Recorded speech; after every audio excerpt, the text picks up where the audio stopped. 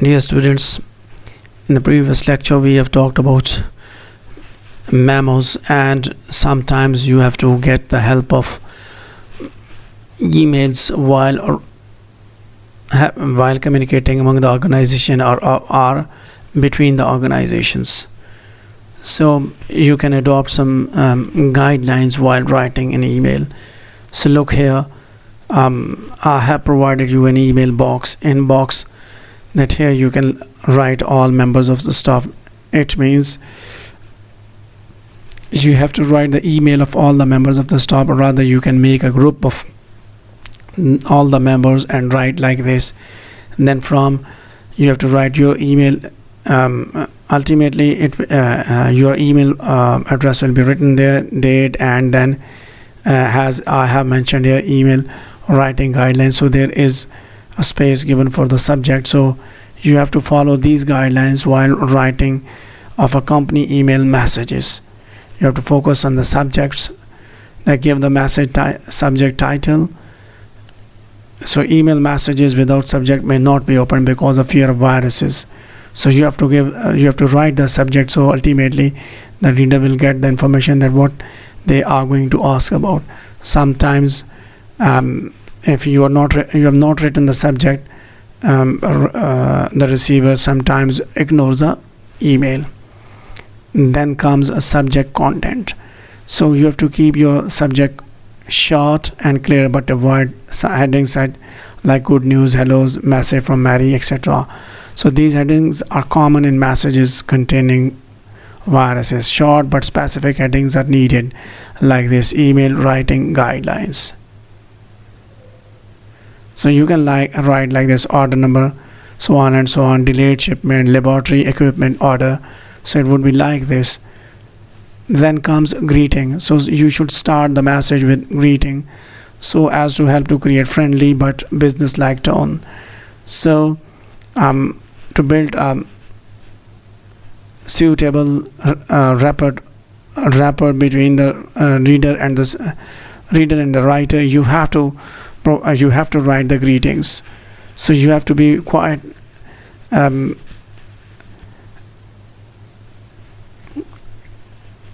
quite conscious while writing greetings, like dear Mr. Simpson, dear Miss Singer. So you have to follow certain pattern. So if this you have to keep the seniority of the receiver in your mind, and you have to address like that. So if the receiver is similar to you, then you can use the other name. If the receiver is more senior, then or you are in doubt, it would be safer to use person's surname, family name together with a title. So like this, here you can see dear Mr. Simpson. So it is also becoming quite common to write greeting without a comma. So the purpose, then start with a clear indication of what the message is about in the first paragraph. So the reader should come to know that what you are going to write about. So like that, you should start your first paragraph, and from the very first paragraph the receiver should come to know that what the entire email will be about. If you are not going to provide the correct information, ultimately he is bound to ignore. So give full details in the following paragraphs. After that, you have to provide full details and make sure the final paragraph indicate what should happen next.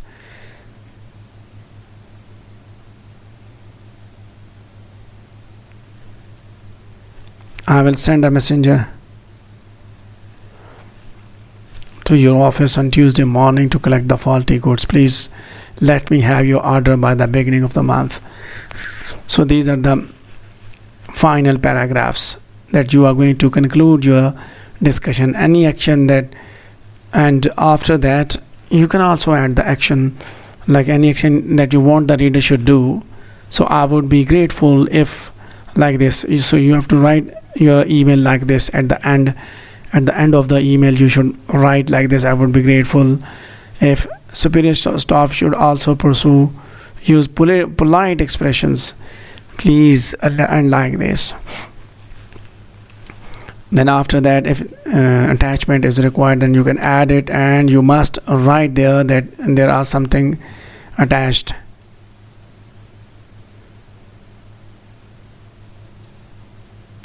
Then endings of the message in a polite way, like best wishes, regards, best regards, yours sincerely. And at the end you should include your name at the end of the message. So if you're not writing your name, it will ultimately annoy the reader.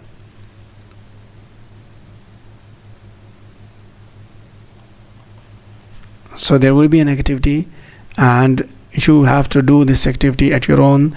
I have provided it in your activity part, and you can follow this email and try to write and practice writing an email.